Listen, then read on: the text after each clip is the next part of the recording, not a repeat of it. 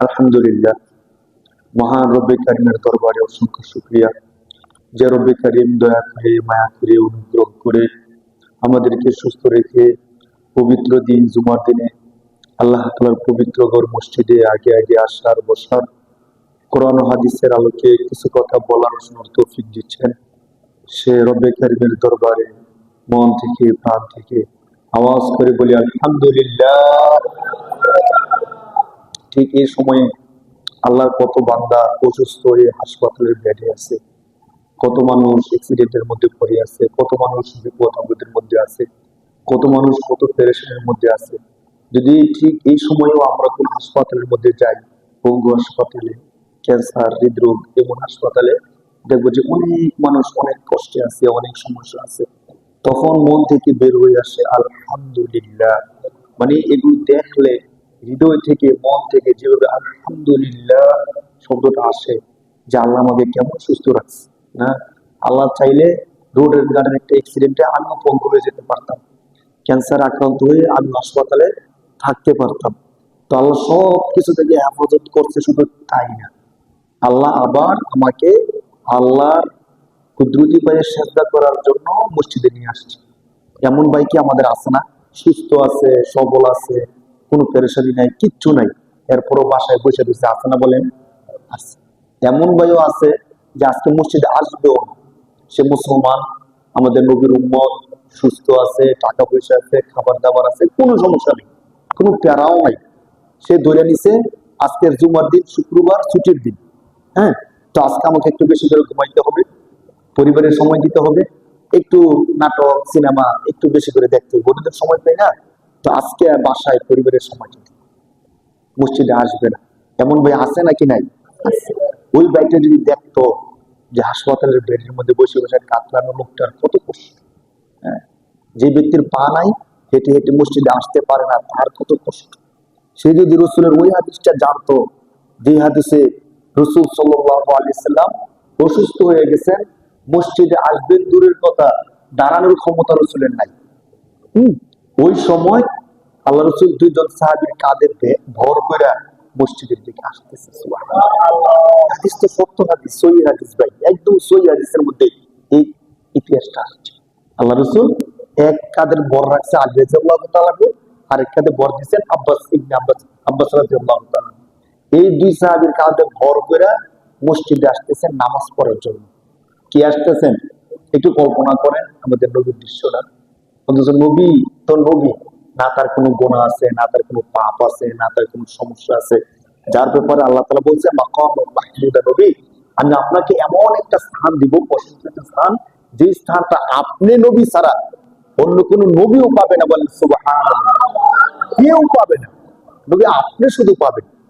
শুধু এতটুকু না, আপনাকে আমি আল্লাহ ঘোষণা করতেছি লিয়াগফিরাল্লাহুল্লাহু মা তাকদ্দামা মিন যানবিহি, যদি কোন গুনাহ আপনার নাই, হয় না, হবে না, যদি সম্ভাবনাও থাকে, মানুষ হিসাবে কখনো কোনো কেমন হয়ে যেতে পারে না, আল্লাহ নিজে বলতেছেন যদি কোনো গুনার সম্ভাবনা আপনার দ্বারা থাকে, ওইটা উঠিয়ে আমি ক্ষমা করে দিলাম। সুবহানাল্লাহ।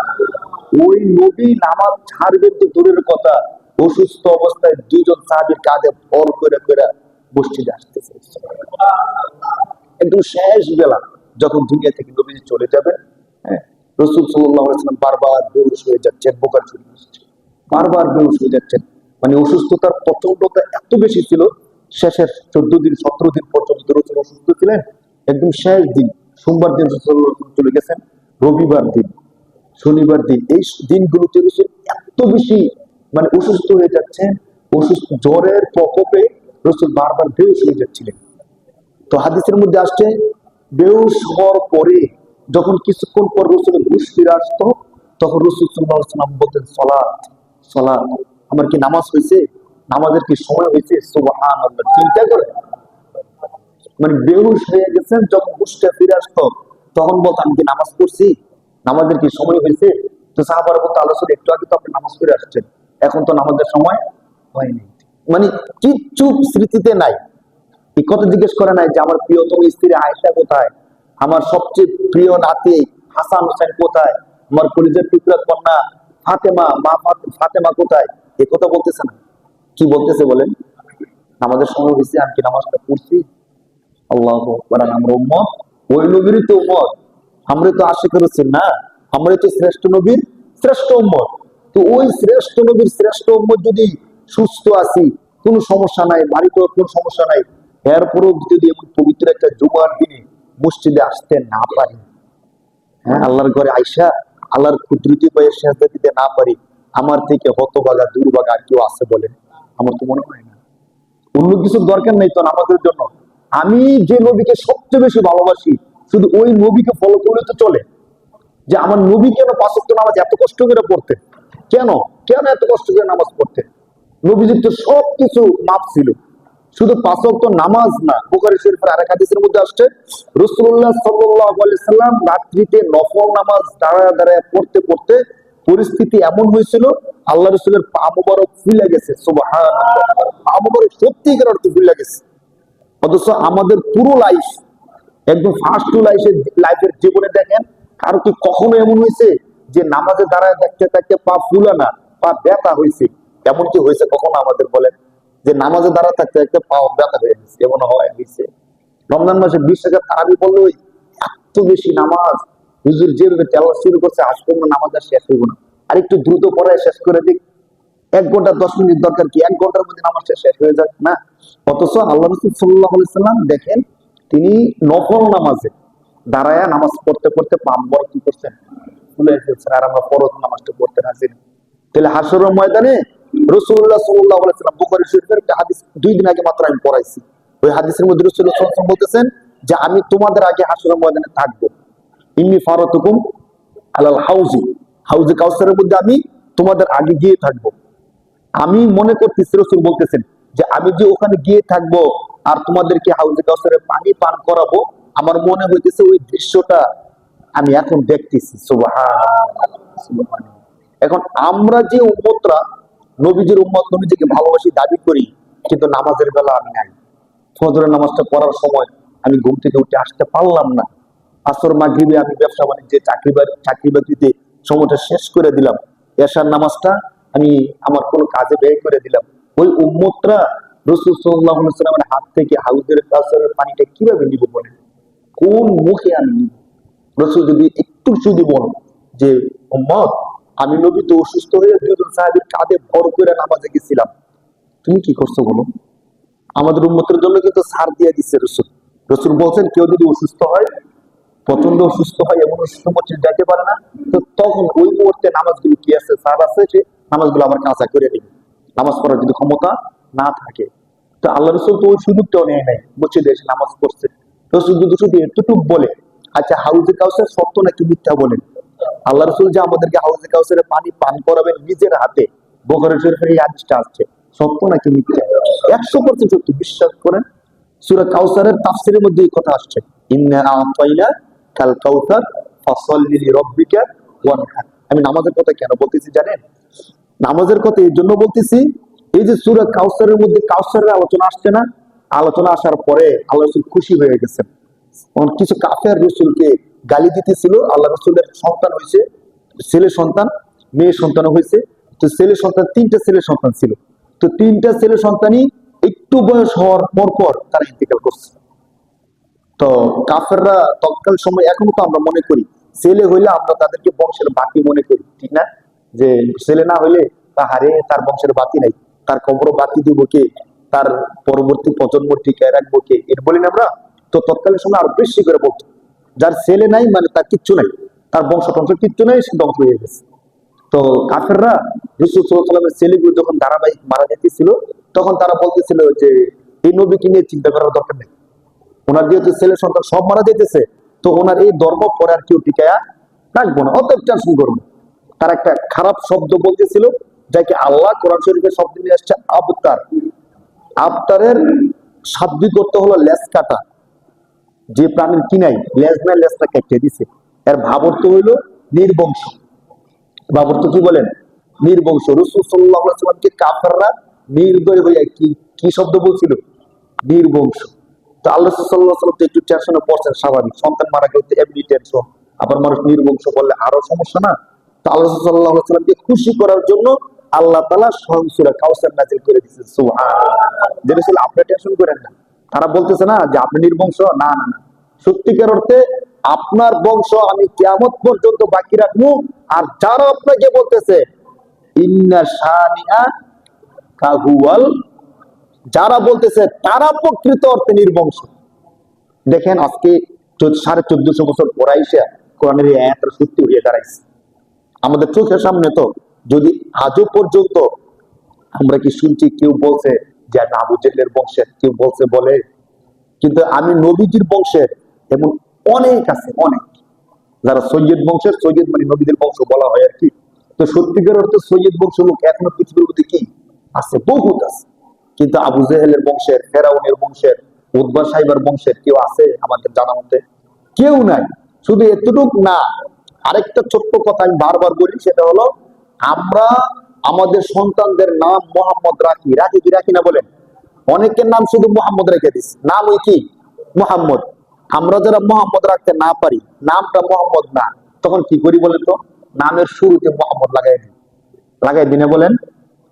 আজও পর্যন্ত কোন ওয়েবসাইটে আপনি চার্জ দিয়েও পাবেন না কারো নাম আবু জেহেল, ফেরাউন, উতবা, সাইবা কারো নাম আছে বলে?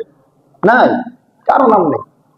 আল্লাহ তাআলা কোরআনে আয়াতে যে 100 থেকে 100% সত্য। যে কথাটা আমি বলতেছিলাম যে নামাজের কথাটা আমি কেন বলি, মানে কাউসার, হাউজে কাউসারের সাথে নামাজের সম্পর্কটা কি? কোরআন শরীফের আয়াতটা একটু খেয়াল করেন, আল্লাহ বলতেছেন, একটু দেখেন, ইন্না আ'তাইনা, পড়েন একটু, আমার সূরাটা তো অনেকের মুখস্থ আছে। ইন্না আ'তাইনা, এরপর শব্দটা কি দেখেন, ফাসল্লি লিরাব্বিকা ওয়ানহার। ফাসল্লি, সল্লি অর্থ সালাত, সালাত অর্থ নামাজ। দেখেন, মানে হে নবী, আমি আপনাকে কাউসার নামক ঝর্ণা দান করলাম। এই ঝর্ণাটা সঠিকভাবে পাওয়ার জন্য কি করতে হবে? আল্লাহ বলতেছেন ফা, অতএব সল্লি, আপনি সালাত আদায় করেন, সুবহানাল্লাহ, ওয়ানহার, এবং কুরবানি করেন।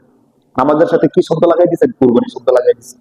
তাহলে এই কোরআন শরীফের এই আয়াতের তাফসীর আমাদেরকে বুঝাইতে চায় যে আল্লাহ রাসূলকে কাউসার দিয়ে কি করতে বলছে? নামাজ পড়তে বলছে, যেভাবে আপনি নামাজ পড়েন। তো আমরা যারা সত্যিকার রাসূলুল্লাহর হাত থেকে কাউসার চাই, তাদেরকে কি করতে হবে বলেন? নামাজ পড়তে হবে কি হবে না? মানে আল্লাহ রাসূল কাউসার পাইছে, এখন নামাজ পড়তে হবে। এখন আমরা কাউসার চাই, নামাজ ছাড়াও হবে, এটা কি সম্ভব? কিভাবে সম্ভব বলে? নবী যার সাথে কোনো তুলনা নাই, তিনি কাউসার পাইছে, এরপরে বেশি কি করতে বলছে আল্লাহ? নামাজ পড়তে বলতেছেন। আমরা যারা উম্মত, কাউসার পাবো কোনো গ্যারান্টি নেই, গ্যারান্টি দূরের কথা, সম্ভাবনাও কম। ওই ব্যক্তিরা যদি নামাজও ছাইরা দেয়, কাউসার পাওয়ার কোন আছে? কাউসার কি? সাহাবা একরাম সাথে সাথে জিজ্ঞেস করছে, মাউল কাউসার ইয়া রাসূলুল্লাহ সাল্লাল্লাহু আলাইহি ওয়াসাল্লাম, কাউসারটা কি? তখন আল্লাহ রাসূল বলছে, শোনো, কাউসার হলো এমন একটা পানির শরবত যা দুধের থেকেও আরো 1000 গুণ শুভ্র সাদা, এবং মধুর থেকেও 1000 গুণ বেশি মিষ্টি। সুবহানাল্লাহ।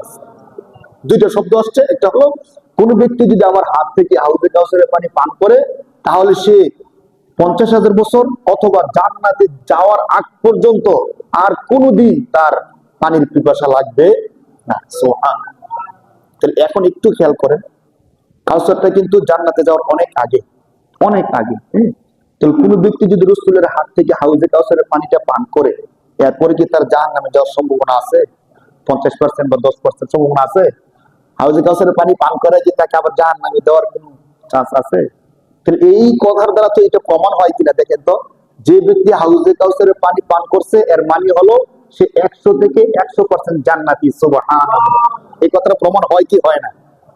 তাহলে যে ব্যক্তি হাউজে কাউসারের পানি পান করবে, সে ব্যক্তি 100% জান্নাতে যাবে। এখন হাউজে কাউসারের পানি পান করবে কি? আমরা কি নিশ্চিত করে কার কথা বলতে পারি যে আমি মনে পারবো বা আপনি মনে পারবেন? বলতে পারি? পারি না। বাকি আল্লাহ বলছেন কে হাউজে কাউসারের পানি পান করবে। এই সূরার মধ্যে আল্লাহ বলতেছেন যে হাউজে কাউসার যদি তোমরা কেউ চাও, আমি তো আমার নবীকে বলছি যে আপনি নামাজ পড়েন আর কি করেন? কুরবানি করেন। তোমাদের মধ্যে থেকে যে লিল্লাহিয়াতের জন্য, একমাত্র আমি আল্লাহকে খুশি করার জন্য আমার কুদরতি ভাবে সাজদা দিবে, নামাজ পড়বে, এবং মানুষকে দেখানোর জন্য না, এলাকার মানুষকে বরত্ব দেখানোর জন্য না, যে এই বছর আমাদের এই পাইনাদির মধ্যে সবচেয়ে বেশি গরু জবাই করছে কে জানেন? কে? অমুক সাহেব। জানেন সবচেয়ে বেশি টাকা কে খরচ করছে? 50 লাখ টাকার গরুই আনছে শুধু। তো কে? অমুকে। তো সে 50 লাখ টাকার গরু আনছে, আমি এবার 60 লাখ টাকার গরু আনবো। আমি সমাজে থাকতে আমার উপরে চলে যাইব, অসম্ভব। এই মনে করে কুরবানি করলে কুরবানির সবটা কি হবে মনে করেন? হবে না। আবার যদি এমন মনে করে সে 50 লাখ টাকার কুরবানি করছে আল্লাহ তাআলার জন্য, আমার তো আল্লাহ সম্পদ কম দেয়নি, আমি আল্লাহর জন্য 60 লাখ টাকার কুরবানি করব, তখন কিন্তু আরো সব বেড়ে যাবে। জনগণকে দেখানোর জন্য না। সে যদি 50 লাখ টাকার কুরবানি করতে পারে, আল্লাহ তো আমাকে সম্পদ কম দেয় নাই, আমি আল্লাহকে খুশি করার জন্য 60 লক্ষ টাকার কুরবানি করব, তখন কিন্তু সব আবার বেশি হয়ে যাবে। তো এটার সব হওয়া না হওয়ার মাপকাঠি কি, মানদণ্ড কি? নিয়ত। কি বলেন?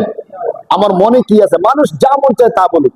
আমি সব হাদিসের মধ্যে কিন্তু আবার শব্দ আছে, মুফাসসির কেরামগণ বলছেন, মুহাদ্দিসিন কেরামগণ, যে কুরবানির ক্ষেত্রে সবচেয়ে ভালো হয় যে গরুটা দেখতে সুন্দর, শিং ভালো আছে, গরুটা সুস্থ আছে, ওই গরুটা কুরবানি দেওয়াটা কি সবচেয়ে বেস্ট। আপনারা জানেন কিনা বিষয়টা? মানে বড় গরু আনলে, সুস্থ গরু আনলে মানুষ আমাকে অহংকারী বলবে, এই জন্য আমি একটা রজিলা গরু নিয়ে আসলাম, একটা ছোট্টখাটো গরু নিয়ে আসলাম, এটা কিন্তু আবার সুন্দর না। কারণ আমার মনের মধ্যে কি আছে সবচেয়ে বেশি জানে কে? ভাই কে জানে? আপনি নিয়ত ঠিক রাখেন, মানুষ যা মন চায় তা মনে করুন। হ্যাঁ, তাহলে আল্লাহ তাআলা বলতেছেন, যে ব্যক্তি ইখলাসের সাথে নামাজ আদায় করবে, একবারে আমি আল্লাহর জন্য কুরবানি করবে, আমি আল্লাহ থেকে হাউজে কাউসারের পানি পান করাবো। সুবহানাল্লাহ, সুবহানাল্লাহ। এখান থেকে আমরা এই সবকটা নিতে পারি ভাই, সবকটা নিতে পারি। আরেকটা বিষয়, এখন বিপরীত বিষয়ে যাই। যে ব্যক্তি হাসরের দিন রসুলের সুপারিশটা পাইল না, রসুল সাল্লাল্লাহু আলাইহি সাল্লামের হাত থেকে হাউজে কাউসারের পানি পান করলো না, তার কি জান্নাতে যাওয়ার সম্ভাবনা আছে? খুবই, খুবই কম। আল্লাহ যদি কোনোভাবে জাহান্নামে যাওয়ার পরে আবার নিয়ে আসে অথবা না দেয়, এটা কার ইচ্ছা? আল্লাহর ইচ্ছা। তাহলে মনে করেন আমি যদি চিন্তা করলাম যে নামাজ পড়লে পড়লাম, না পড়লে না পড়লাম, কুরবানি করলে করলাম, না করলে না করলাম, হাউজে কাউসারের পানি পাইলাম না, সমস্যা কি? সমস্যা আছে নাকি নাই? আছে। আমি রসুলের শাফাত পাইলাম না, হাউজে কাউসারের পানি পাইলাম না, এর মানে 100 থেকে 95% সম্ভাবনা আছে আমি জান্নাত না পাইতে পারি। না, আমি শ্রেষ্ঠ নবীর উম্মত হইয়া শ্রেষ্ঠ নবীর সুপারিশ পাইলাম না, তো আমার লাভ হইল কি? তাহলে নবীর সুপারিশ পাইতে হলে, হাউজে কাউসারের পানি পান করতে হলে আমাদেরকে কি করতে হবে বলেন তো? নামাজ পড়তে হবে। কি করতে হবে ভাই? কুরবানি তো বছরে একবার, আমরা তো সবাই কুরবানি করি, করবো ইনশাআল্লাহ। কুরবানি করবো একমাত্র কার জন্য বলেন? বলেন, কুরবানি একমাত্র কার জন্য করব? আপনাদেরকে আমি কুরবানি মাসালাগুলো আলোচনা করবো, বিস্তারিত আলোচনা করবো ইনশাআল্লাহ। বাকি এখন যেহেতু প্রসঙ্গ আসছে, ছোট্ট করে বলে দিই, কুরবানি করার ক্ষেত্রে শুধু দুইটা জিনিস গভীর ভাবে খেয়াল করবেন। একটা বিষয় হলো, কুরবানি যে করতেছি আমার নিয়তটা কি? আমি কি আমার সন্তানদেরকে গোস্ত করে থেকে খাওয়াবো? আত্মীয় স্বজনদের গোস্ত না দিলে মানুষ রাগ করবো। হ্যাঁ, কুরবানি যদি না দেই, সমাজের মানুষকে দেখছো ও বেলে সমাজপতি, মানুষের বিচার আচার করে, বড় লোক মানুষ, কুরবানি করে না, এই মনে করে কুরবানি করি কিনা, নাকি একমাত্র আল্লাহর জন্য কুরবানি করি, শুধুমাত্র এই জিনিসটা খেয়াল করবেন। 1 নাম্বার খেয়াল করবেন আমার নিয়তটা ঠিক আছে কিনা। কুরবানি কার জন্য ভাই? সত্যি কথা, কুরবানিটা শুধুমাত্র আল্লাহর জন্য, আর কিচ্ছুর জন্য না। দেখেন, আল্লাহর জন্য করার পরে গোস্তগুলো কি আল্লাহ নিয়ে যাইবো? মানুষ নিয়ে যাইবো? আমার কুরবানি গোস্ত আমি খাবো, আল্লাহ সুযোগ দিয়ে দিচ্ছেন। হ্যাঁ, আমি খাবো, আমার আত্মীয় স্বজন খাবে, তো নিয়তটা ঠিক করে নে। আইসা সেরা গরুর পিছনে একটা থাপড় দিয়ে বলে, গরুটা কয় টাকা দাম চো? 80,000। মাশাআল্লাহ, খুব ভালো গোস্ত হবে, জিতছো এবার। এবার গরুটা কিনে কি করছো? জিতছো। আবার আরেকজনের কত টাকা গরুর দাম? 1.5 লাখ। এর ট্যাংরা একটা গরু নিয়েছে 1.5 লাখ টাকা দিয়া, কতটুক গোস্ত হইব? আর এমন 2 মনের গোস্ত বেশি হইতো না, টকজো। কুরবানির গরুর ক্ষেত্রে ঠগা জিতে আছে বলেন? এই টাকাটা দেবে কুরবানি করে ফেলছে কার জন্য? এখন ঠগা জিতে কি ভাই? এই কথা বলার সুযোগ কাউকে দিবেন না। কেউ যদি এই কথা বলে, সাথে সাথে প্রতিবাদ করবেন, জীবন এই বস্তু দিয়ে আমি জিতে ঠগি নাই, বরং আমি যে 80,000 টাকা, 1 লাখ 1.5 লাখ টাকা খরচ করছি, এই টাকা আমি আল্লাহকে দিয়ে দিছি। কিভাবে দিয়ে দিছে জানেন? আমরা এখন বুঝি না। কারণ হলো, কুরবানির মূল ছিল, যার কুরবানি কবুল হইতো, কুরবানির মূলটা কি ছিল? যার কুরবানি কবুল হইতো তার কুরবানিটা আল্লাহ নিয়ে যেত। যার কুরবানি কবুল হইতো তার কুরবানি আল্লাহ কি করতো? তখনকার সিস্টেম ছিল, যারা যারা কুরবানি করবো তারা একটা খোলা ময়দানে তাদের পশুগুলো সেখানে কুরবানি করে আসতো। সম্পদ যা যে যেটা কুরবানি করতে চায়, মানে আমি আমার আল্লাহকে দিয়ে দিলাম। এবার যার হৃদয় সহি, খালেস মনে থেকে কুরবানি করতো, একটা আসমান থেকে আগুন আসতো, আগুন এসে কুরবানির বিষয়টাকে, বস্তুটাকে নিয়ে যেত। আর যারটা সহি হয় নাই তারটা পড়ে থাকতো। তো কুরবানির বিষয় এটাই ছিল সত্যিকার অর্থে। তো এখন যদি আমরা যে কুরবানি করতেছি, এখনকার যে পরিস্থিতি, আমাদের যে নিয়ত, আমাদের যে অবস্থা, আমাদের যে লেনদেন, এখন কয়জনের কুরবানিটা আল্লাহ নিতে বলেন দেখি, আল্লাহ মাফ করুক। বাকি আল্লাহ যে নিয়ে যায় এর মানে হলো আমি যা কুরবানি করতেছি কারে দিয়ে দিছি, আল্লাহরে দিয়ে দিছি। কিন্তু বাকি আল্লাহ আবার আমাদেরকে এই ঈদের খুশি উদযাপন করার জন্য গোস্তগুলো দিয়েছেন মেহমানদারি করার জন্য। কিতাবের মধ্যে কথাগুলো লেখা আছে। আল্লাহ তাআলার পক্ষ থেকে মুমিনদেরকে এই 3 দিন আল্লাহ দাওয়াত দিয়েছেন। দাওয়াত দিয়েছেন কে? 3 দিন, যে 3 দিন রোজা রাখা হারাম করে দিয়েছেন। চিন্তা করেন, আপনি আল্লাহর মেহমানদারি গ্রহণ করবেন না মানে রোজা রাখবেন। আল্লাহ বলতেছে রোজা রাখলে আমি সওয়াব দিব না গুনাহ দিব। হারাম মানে কি? গুনাহ না? তাহলে রোজা রাখলো কি হবে বলে? কুরবানির যে 3 দিন আছে, কুরবানির ঈদের দিন, পরবর্তীতে যে 2 দিন, মোট কয় দিন? 3 দিন। এই 3 দিন রোজা রাখা কি আপনারা জানেন কিনা মাসালা? কেন মুহাদ্দিসিন কেরামগণ বলছেন এই 3 দিন আল্লাহর পক্ষ থেকে কি দাওয়াত? এই দাওয়াত সে যে কুরবানি করছে গোশত কারে দিয়ে দিছে বলেন? গোশত কারে দিয়ে দিছে? আল্লাহরে। তো আল্লাহর দেওয়া গোশত দিয়ে আল্লাহ আবার বান্দারা কি করতেছেন? মেহমানদারি করতেছেন। তাহলে গোশত তো আল্লাহ মেহমানদারি করার জন্য দিয়েছেন, আমরা খাওয়ার জন্য দিয়েছেন না। মূলত গোশত আমরা কারে দিয়ে দিছিলাম? আল্লাহরে দিয়ে দিছিলাম। তো আমি যে কথাটা বলতেছিলাম, মূল কথা, কুরবানির ক্ষেত্রে 2টা বিষয়কে বেশি গুরুত্ব দিবেন। আমার কথাটা একটু আপনারা ব্রেনে নিন। একটা হলো আমি যে কুরবানি করতেছি, নিজের প্রশ্ন করেন কেন কুরবানি করতেছি। আপনার মন যদি বলে একমাত্র আল্লাহর জন্য কুরবানি করতেছি, কার জন্য? গোস্ত না, সমাজ না, কিচ্ছু না, তাহলে আপনি কুরবানি দেন, আপনি 100% সওয়াব পাবেন। শুধু এই কুরবানির ফজিলতের কারণে হাশরের ময়দানের কঠিন মুহূর্তে আল্লাহ তাআলা নবীজির হাতে আপনাকে হাউজে কাউসারের পানি দিয়ে দিবেন। সুবহানাল্লাহ। 1 নাম্বার বিষয়। 2 নাম্বার বিষয় দেখবেন যে আমি কুরবানি যে করতেছি আল্লাহর জন্য করতেছি, কার সাথে করতেছি, কিভাবে করতেছি, যাদের সাথে করতেছি। আমরা তো স্বাভাবিক সোসাইটি, সামাজিক হিসাবে মানুষের সাথে মিলে শরীক হয়ে কুরবানি হইতো। তো যাদের সাথে কুরবানি করতেছি তারা কারা, তাদের লেনদেনের মধ্যে সুদি কারবার আছে কিনা, যে টাকাটা দিতেছে সুদের থেকে টাকা এনে দিতেছে কিনা, অথবা তার নিয়তের মধ্যে সমস্যা আছে কিনা। যদি এই 2টা বিষয় সেভ করেন আপনার কুরবানি সেই হয়েছে। কারণ দেখেন, আপনি একমাত্র আল্লাহর জন্য কুরবানি করছেন, 100% হালাল টাকা দিয়ে কুরবানি করছেন, সব ঠিক আছে। কিন্তু আপনাদের 7 জনের মধ্যে একজন ভাই যে কুরবানি করছে কিস্তি থেকে টাকা তুললে, মনে রাখেন। অনেকে কিন্তু মনে করে, মানে সুদ বলতে কি মনে করে জানেন? আমরা যখন সুদের আলোচনা করি না, তখন মনে করে 1 লক্ষ টাকা দিছে আর তার থেকে 10,000 টাকা কি আনছে? সুদ আনছে। এটারই সুদ মনে করে। কিস্তিতে টাকা আনা যে সুদ, ব্যাংক লোন করা যে সুদ, যেই ব্যাংক লোন করে আমরা বিল্ডিং করি, ব্যবসা বাণিজ্যের মধ্যে অনেক বৃদ্ধি করি, এই সমস্ত জিনিসগুলো সুদ। তারা কিন্তু অনেকে ভাই মনে করে কিস্তি থেকে টাকা আনছি আবার মাসে মাসে তাকে টাকা দিয়ে দিতেছি, এটা তো সুদের কোনো কিছু না। শুধু ব্যক্তি কেউ টাকা দিছে তারও সুদ মনে করে। কিন্তু এনজিও যত কারবার আছে, মানে ইকোনমিক যে সিস্টেম গুলো আছে আমাদের দেশে, সবগুলো সিস্টেমের মধ্যে 99% সিস্টেম হলো সুদি কারবার। আমরা কেউ এটা মনে করি না। আরো সহজ কথা বলে দিই, ধরেন 10 লাখ টাকা 15 লাখ টাকা কোনোভাবে আসছে তার হাতের মধ্যে, ব্যাংকের মধ্যে রাখা মাসে মাসে এখান থেকে যে প্রফিটটা আসে, নেট প্রফিট, এই প্রফিটটা সে দিয়ে বাজার করে খায়। তো সে মনে করতেছে আমার 10 লাখ টাকা থেকে প্রতি মাসে যে টাকা আসতেছে ওইটা খাইতেছি, কিন্তু খারাপ কিছু করতেছি না, আমি তো সুদে টাকা লাগাইতেছি না, আমি চুরি করতেছি না, ডাকাতি করতেছি না, না। অথচ সে জানে না এই ব্যাংকের মধ্যে 10 লাখ টাকা রাখা যত টাকা আপনি আনতেছেন পুরো টাকাটাই সুদ। পুরো টাকাটাই কি ভাই? বিশ্বাস করেন, পুরো টাকাটাই সুদ। প্রয়োজন আপনি এই বিষয়টা নিয়ে আরো রিচার্জ করেন। আপনার সাথে কোনো আলেম যদি থাকে সম্পর্ক, বিজ্ঞ বড় কোনো আলেম যে নাকি ইকোনমিক বিষয় নিয়ে ভালো বুঝে, তার সাথে বসেন, বসে বলেন যে আমি আমার অর্থনৈতিক সিস্টেমটা এই, এটা কি হালাল নাকি হারাম, আপনি স্পষ্ট হন ভাই। কেন স্পষ্ট হবেন জানেন? কারণ আমি যে ব্যাংকের মধ্যে 10 লাখ 20 লাখ টাকা রাখে প্রতি মাসে মাসে নিট প্রফিটটা খাইতেছি, এই প্রফিটটা যদি সুদ হয়, কোন হাদিসের দৃষ্টিতে তো সুদ, এরপর আমি বলতেছি এটা যদি সুদ হয়, তাহলে এই টাকাটা খাওয়ার কারণে এই টাকাটা দিয়ে আমার দেহ লালিত পালিত হইতেছে কিনা বলেন? আমার সন্তানের দেহ লালিত পালিত হইতেছে কিনা? আমার স্ত্রীর দেহ লালিত পালিত হইতেছে কিনা? আল্লাহ রাসূল কি বলে দেখেন?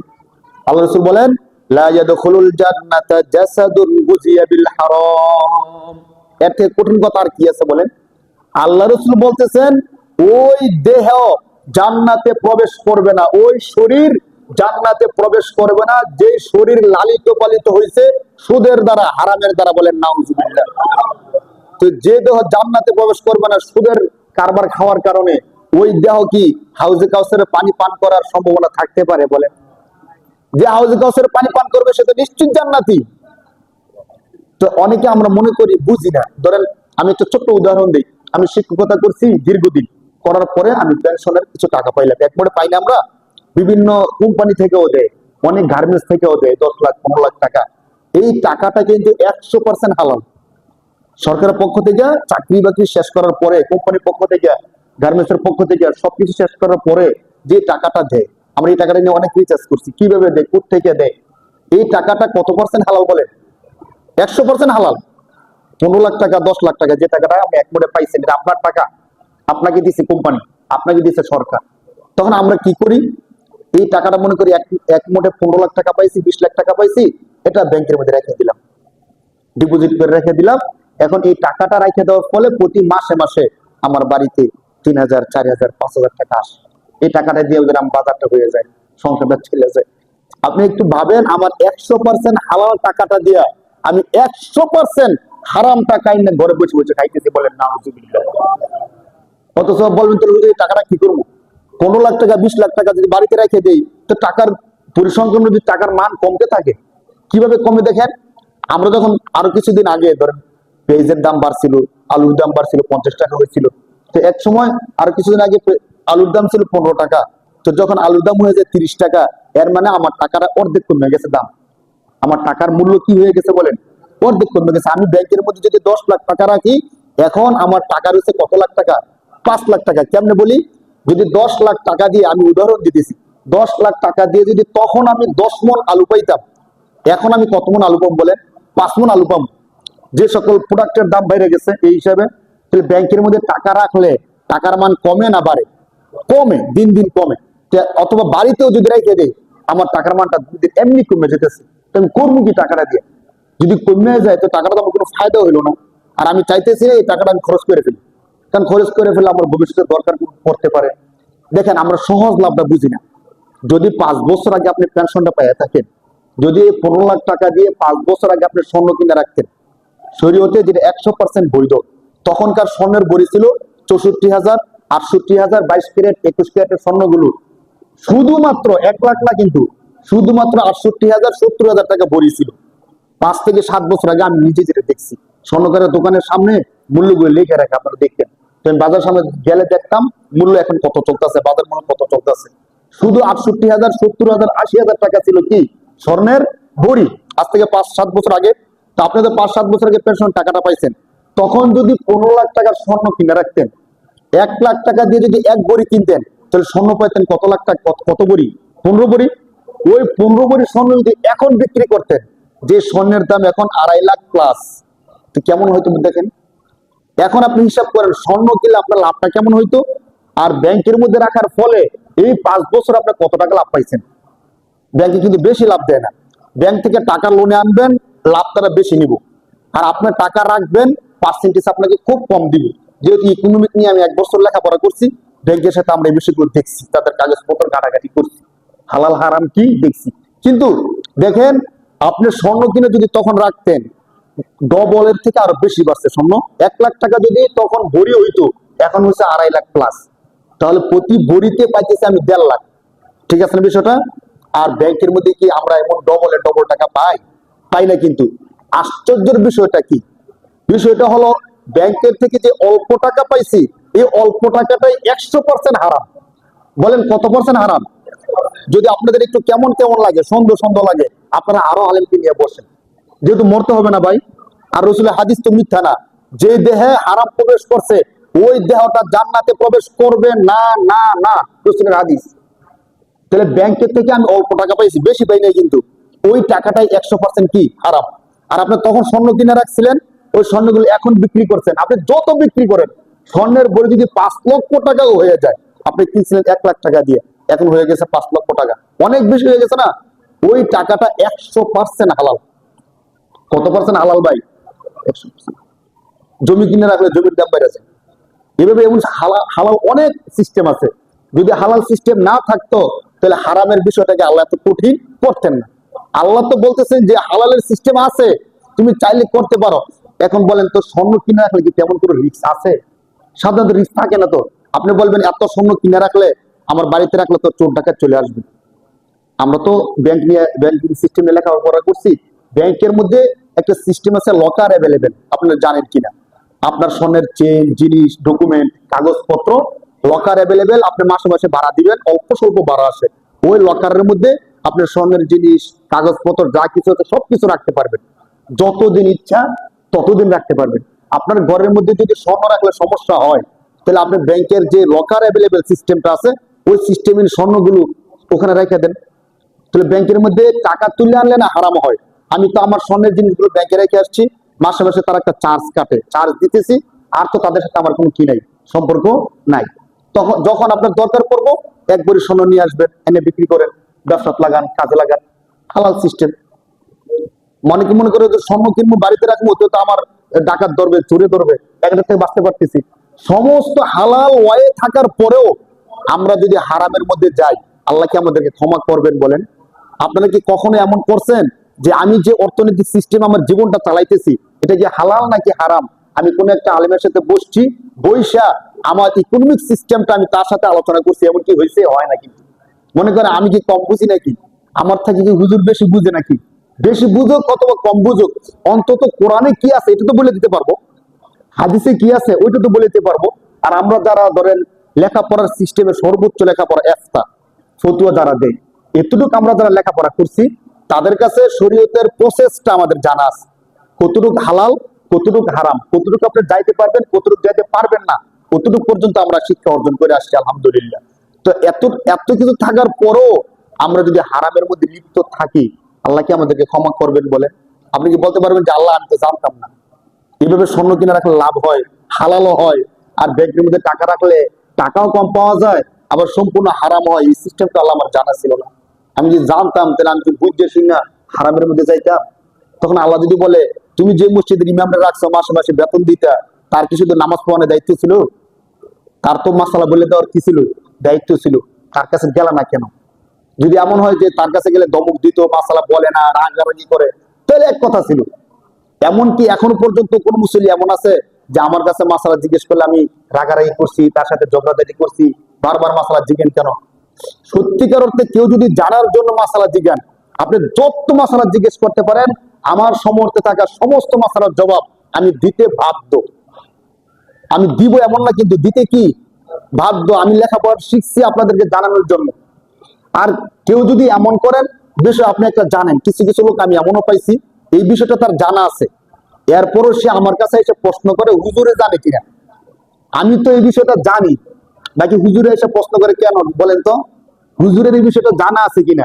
হুজুর যদি জানা থাকে তাহলে তো হুজুর আমার সমান সমান, আর হুজুরে যদি জানা না থাকে, না প্রশ্নটা পারলো, তাহলে তো বুঝতে পারলাম না হুজুরের এলেম আমার থেকেও কম। নাউজুবিল্লাহ বলেন। হাদিসের মধ্যে আসছে যারা মানুষকে ঠেকানোর জন্য, মানুষকে কষ্ট দেওয়ার জন্য প্রশ্ন করে তাদের জন্য শাস্তি থাকবে। আর জানার জন্য প্রশ্ন করলে আল্লাহ রাসূল বলছেন এটা অর্ধেক এলেমের সমান। তাহলে আমরা সবাই দ্বীন ইসলাম শরীয়তের বিষয়গুলোকে প্রশ্ন করবো কি করবো না বলেন? ইনশাআল্লাহ এই প্রশ্ন করেন। আপনি আপনার লাইফের ইকোনমিক যে সিস্টেমটা আছে, অন্তত আপনার জীবনের অর্থনৈতিক সিস্টেম, এই বিষয়টা আপনি জানিয়ে নেন না ভাই। বলবেন হুজুর আপনার কাছ থেকে এখন জানলাম, জানিয়ে সারি কি আমি সুদের কারবার ছাড়িয়ে দিতে পারবো? ব্যাংকের মধ্যে আমার ধরেন কারেন্ট অ্যাকাউন্ট খোলা আছে, ফিক্সড ডিপোজিট খোলা আছে, এগুলো সবকিছু আমার করা আছে, আমি চাইলে কি এখন বন্ধ করে দিতে পারবো? আপনি এখন না পারেন, জানলে তো আপনি প্ল্যান করতে পারবেন যে আমি আস্তে আস্তে কি করে ব্যাংক থেকে দূরে চলে আসতে পারি, অথবা হালাল কোনো পন্থা আছে কিনা, যে হালাল পন্থায় আমি তাদের সাথে কি করতে পারি, লেনদেন করতে পারি, এমন কোনো সিস্টেম আছে কিনা জানেন। একটা মুফতি সাহেব, তার দায়িত্ব এটা হালাল এটা হারাম এটা বলে দেওয়া, যেমন তার দায়িত্ব হালালের বিকল্প কি, হারামের বিকল্প কি এটা বলে দেওয়া তার কি দায়িত্ব। আমি শুধু বলে দিলাম ব্যাংকে টাকা রাখা হারাম, সবাই ব্যাংক ছেড়ে দেন, এরপর আমি বললাম না টাকাটা কি করবেন, বা শরীয়তের দৃষ্টিকোণ থেকে হালালের কি কি প্রসেস আছে আমি আপনাদেরকে বললাম না, তাহলে আমি আমার দায়িত্ব পালন করলাম না। যদি আমি এই অল্প সময়ের মধ্যে বলতে পারি আলহামদুলিল্লাহ, যদি বলতে না পারি যে হালাল সিস্টেমটা কি, তাহলে আপনাদের উচিত হবে পার্সোনালি সময় নিয়ে আমার সাথে বসা, অথবা আপনার কাছে যোগ্য মনে হয় মুফতি, এমন বিজ্ঞ একজন মুফতির সাথে বসা, যে আমি এইভাবে চলি, আমার মাসিক বেতন এত, আমি এতটা ডিপোজিট করি। হ্যাঁ, অনেকে বীমা করে, অনেকে কিস্তির মধ্যে টাকা রাখে, অনেকে অনেক সমিতি করে, আমরা ছোট থেকে এগুলো দেখে আসছি। এগুলোর মধ্যে কোনটা হালাল কোনটা হারাম, কোনটা আমি করতে পারি কোনটা করতে পারি না, এগুলো আমি জানলাম। জানি না আমার সমর্থ যতটুকু আছে ততটুকু আমি শরীয়ত দৃষ্টিকোণ থেকে বলতে থাকলাম। তাহলে আল্লাহ আমাকে কি করতে পারেন? ক্ষমা করতে পারেন। আর আমি যে জানারই চেষ্টা করলাম না কখনো, এই অজ্ঞাত থাকতে থাকতে আমি মরে গেলাম গা, সারা জীবন সুদি কারবার করতে করতে কবরে চলে গেলাম, তাহলে কি ক্ষমার সম্ভাবনা আমার আছে ভাই? বলেন, নাই তো। আরেকটা কথা বলি আপনাদেরকে, ধরেন আপনি কোন আলেমের কাছে গেলেন, কোনটা হালাল কোনটা হারাম জানলেন, কিন্তু ফিলহাল মানতে পারলেন না, কারণ আমাদের ইকোনমিক সিস্টেমটা এত সহজ না যে আপনি চাইলেই সুদি কারবার থেকে বেরিয়ে পড়বেন। সারা বিশ্বের যেহেতু ইকোনমিক সিস্টেমটাকে নিয়ন্ত্রণ করে ওয়ার্ল্ডের মধ্যে ইহুদিরা, তারা সুদি কারবারটাকে এমন প্রসেস করে রাখছে, একটা জাল মাছের জন্য আমরা যেভাবে জাল পাতি না, মাছ কি ছুটার কোনো সুযোগ আছে? থাকে না। অনেক জাল আছে, মাছকে এমনি বেরিয়ে দেয়, ছোট্ট বড় সব মাছ বেরিয়ে নিয়ে আসে। কিছু কারেন্ট জাল এমন আছে। তো ইহুদিরা ইকোনমিক সিস্টেমটাকে এমন ভাবে বিশ্বের মধ্যে ছড়াই দিছে যে কেউ চাইলেই সুদ থেকে বের হতে পারবে না। এত সহজ না বের হয়ে। যার ইমানের শক্তি আছে সে তো অবশ্যই পারবে, বলবে যে আমি না খাইয়া থাকবো, প্রয়োজনে শুধু ডাও ভাত খামো, এরপরও সুদি কারবার করবো না, বলেন ইনশাআল্লাহ। এমন মানুষ আছে, এখনো আছে। আমি আলোচনা করার পরে অনেকে আমার সাথে আলোচনা করছে যে হুজুর আমি কিভাবে 100% সুদ থেকে বাঁচতে পারি, আমাকে বলেন, আমি সব ছেড়ে দেব। বাকি এই সিস্টেমটা এত সহজ না, একটু কঠিন। যদি কঠিনও হয়, আপনি কি মনে করবেন যে আমি সুদি কারবার করতেছি? মনে করবেন না? বলেন। মানে আমার আলোচনা শোনার পরে বা আমার সাথে পার্সোনালি বসার পরে আপনি বুঝবেন অন্তত আমি কি করতেছি, সুদি কারবার করতেছি। তো সুদি কারবার করা ভালো না খারাপ? বলেন, ভালো না খারাপ? খারাপ। তাহলে আমি কি কাজ করতেছি? খারাপ কাজ করতেছি। তো যে খারাপ কাজ করে সে অপরাধী, তাহলে আমি আল্লাহর কাছে কি? তো যে নাকি দিল থেকে বুঝবো যে আমি কি, বলেন, অপরাধী, তার দিলে কিন্তু ছোট্ট হয়ে থাকবে দিলটা সব সময়। কোনো না কোনো এক সময় সে আল্লাহর কাছে কান্নাকাটি করে তওবা করবে। আর কবিরা গুনার ক্ষেত্রে যদি কেউ তওবা করে, আল্লাহ তাকে কি করে দিতে পারেন? ক্ষমা করে। সুদি কারবার তো কবিরা গুনাহ। তো আমি যদি জানি যে আমি কবিরা গুনাহ করতেছি, আমি আল্লাহর কাছে যদি কান্নাকাটি করে ক্ষমা চাই, আল্লাহ আমাকে কি করতে পারেন? বলেন, মাফ করতে পারে কি পারে না? পারে। কিন্তু আমি হুজুরের সাথে বসলাম না, আলোচনাও করলাম না, আমার কারবার কি সুদি কারবার নাকি সুদি কারবার না জানলাম না, তাহলে আমি যে অপরাধী বুঝবো? বুঝবো না, আমি বুক ফুলে চলবো মৃত্যু পর্যন্ত। কোনোদিন আমার মধ্যে অনুশোচনাই তৈরি হবে না, যার ফলে আমি তওবা করব না। আর বিনা তওবা যদি কেউ মারা যায় কবিরা গুনাহ কইরা, তাহলে হাদিস অনুযায়ী সে হাজার হাজার বছর জাহান্নামে জ্বলতে হবে। বলেন নাউজুবিল্লাহ। অনেকে ভয়ে জানতে আসে না। আমি যদি এখন জানতে যাই, যদি সুদি কারবার ছাড়তে না পারি, আর যদি কারবার ছাড়তে না পারেন, অন্তত ভিতর ভিতরে অনুশোচনা থাকবো। অনুশোচনা থাকলেও যে আল্লাহ ক্ষমা করে দেয়, আমি আপনাদেরকে বুখারী শরীফ থেকে একটা দলিল দিই। দেখেন, বুখারী শরীফের মধ্যে স্পষ্ট আকারে অতীতের ইতিহাসের একটা গল্প আসছে। আল্লাহ রাসূল সাল্লাল্লাহু আলাইহি সাল্লাম বলেন যে তোমাদের পূর্বের জমানার একজন ব্যক্তি ছিল, সে আল্লাহ যে একজন আছেন সেটা জানতো, বাকি অপরাধ করত, অনেক অপরাধ করত, এমন অপরাধ করত যে অপরাধের কারণে আল্লাহ নারাজ হয় এবং জাহান্নামে দিয়ে দেয়। মৃত্যু পর্যন্ত সে অপরাধ করছে। যখন তার মৃত্যু কাছে আসছে, মারা যাবে, তখন সে চিন্তা করতেছে সারাটা জীবন অপরাধ করলাম, এখন তো চলে যাব আল্লাহর দরবারে। কার দরবারে? বলেন। যতদিন জীবিত ছিলাম এদিক সেদিক গেছি, যা ইচ্ছা তা করছি, যা মন চায় তা করছি, এখন তো আর সুযোগ নেই। এখন যেতে হবে কার কাছে? আল্লাহর কাছে যেতে হবে। মানে আল্লাহর কাছে গেলে আল্লাহ ধরবেন, আল্লাহ আমাকে শাস্তি দিবেন, জাহান্নাম দিবেন। কি করা যায়? বুখারী শরীফ হাদিসে আসছে কি করা যায়। তখন সে তার সন্তানদেরকে ডাকতো।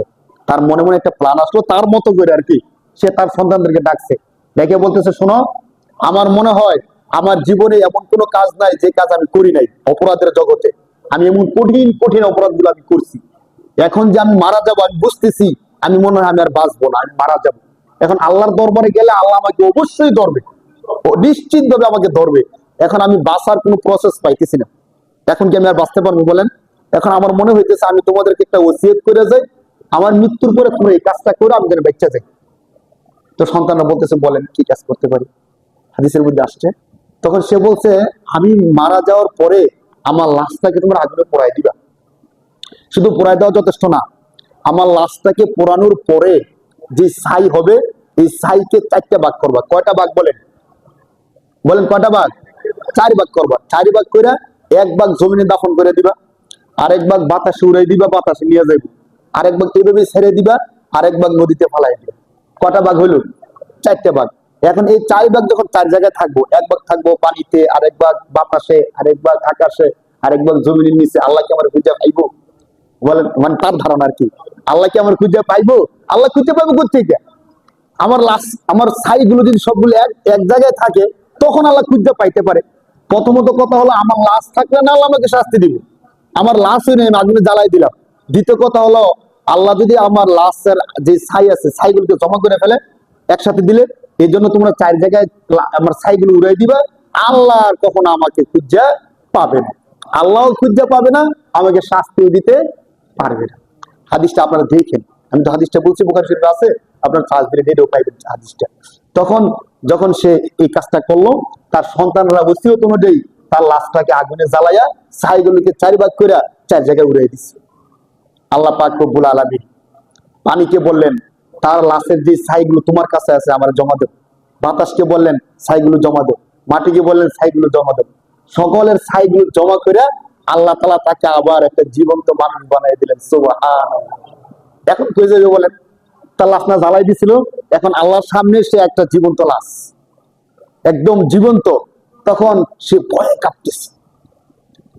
সে কি ভাবছে আর কি হয়েছে, এমন হয়ে গেল না? সে ভাবছে লাশ তো মানুষ ছাই তো চতুর্দিকে ছড়াই দিচ্ছে, আমাকে আল্লাহর পাবে না। আবার একটু পরে দেখতেছে আল্লাহর সামনে সে বসে রয়েছে। কেমন ভয়টা লাগতেছে, হাদিসে শব্দ আসছে, সে থর থর করে কাঁপতেছে। তা আল্লাহ জিজ্ঞেস করলো, বান্দা তুমি এমনটা কেন করলা? তোমার লাশটারে জ্বালাইয়া চারদিকে তোমার ছাইগুলো ছড়াই দিলে ব্যাপারটা কি?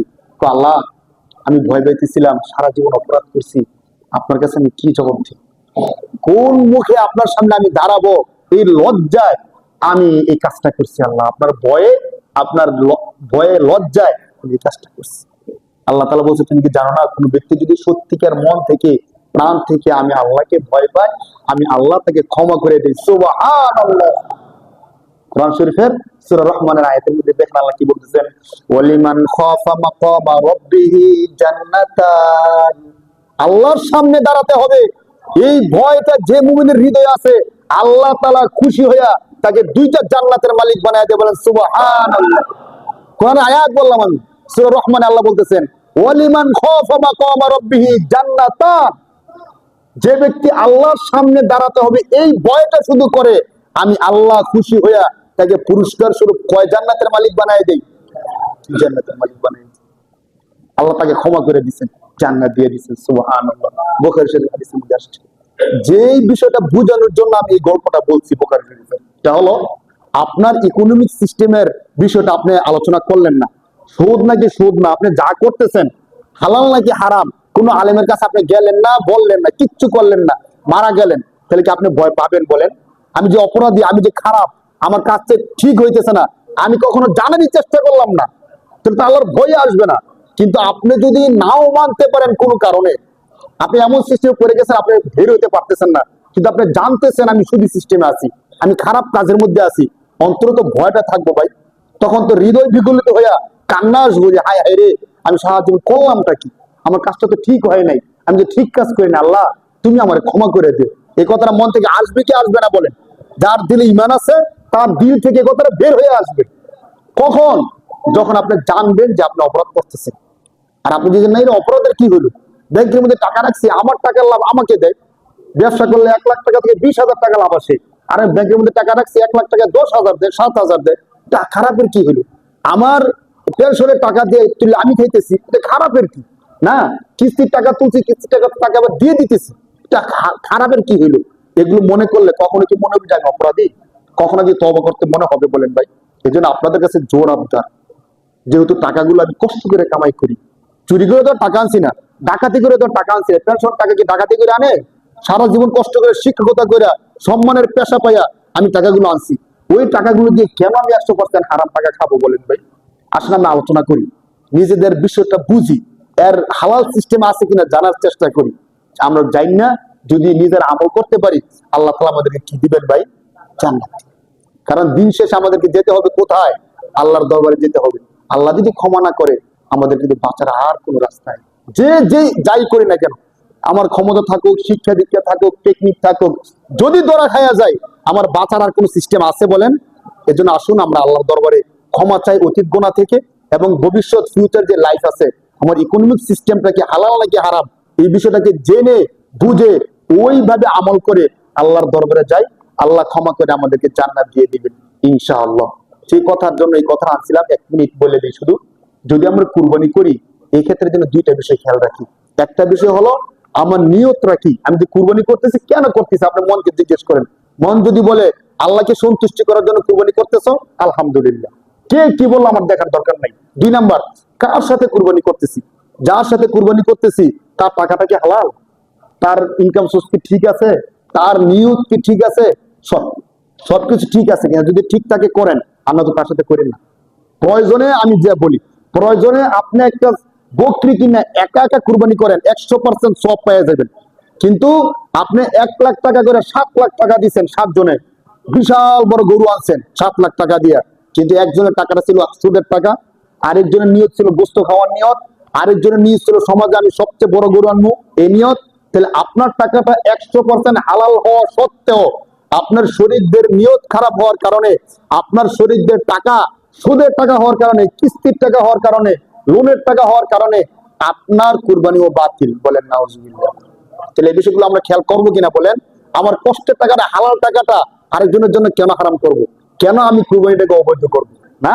আল্লাহ তাআলা আমাদেরকে বুঝার তৌফিক দান করুক বলে আমিন।